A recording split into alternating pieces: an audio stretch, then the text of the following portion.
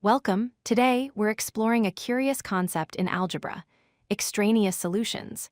We'll learn why squaring both sides of an equation can sometimes create false answers that look right, but aren't. So, what exactly is an extraneous solution?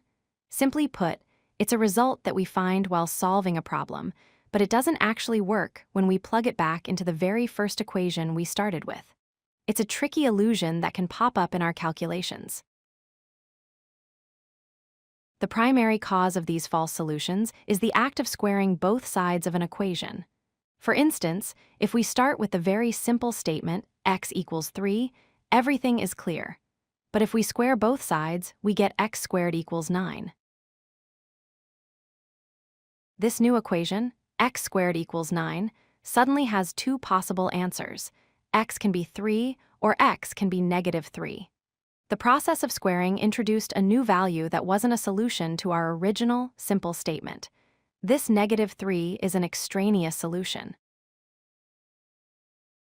Let's look at a more common scenario involving a square root.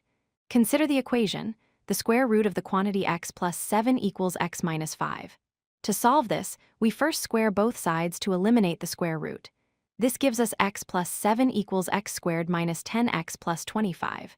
Rearranging this, we get a quadratic equation. 0 equals x squared minus 11x plus 18. Factoring this quadratic gives us two potential solutions. X equals 9 and x equals 2. Now for the most important part. We must check if these potential solutions work in our original equation. First, let's try x equals 9. The square root of 9 plus 7 is the square root of 16, which is 4. On the other side, 9 minus 5 is also 4. Since 4 equals 4, x equals 9 is a valid solution. Now let's check x equals 2. The square root of 2 plus 7 is the square root of 9, which is 3. However, on the other side, 2 minus 5 is -3. 3 does not equal -3, which means x equals 2 is an extraneous solution. Graphing the two sides of the original equation helps us see what's happening. The line y equals x minus 5 and the curve y equals the square root of x plus 7 only intersect at one point, where x equals 9. The extraneous solution, x equals 2, appears because squaring the equation creates a mirror image, a downward-facing parabola, that our line intersects with. But that intersection point doesn't exist on the original square root function. The main lesson here is critical.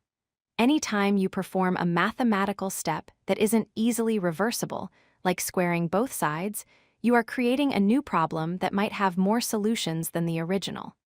This is why you must always check your answers in the original context.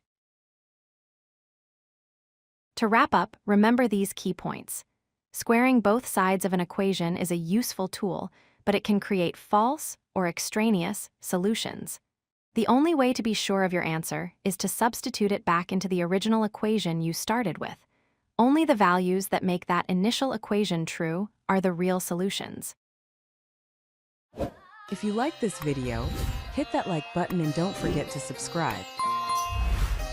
Visit codelucky.com for more such useful content.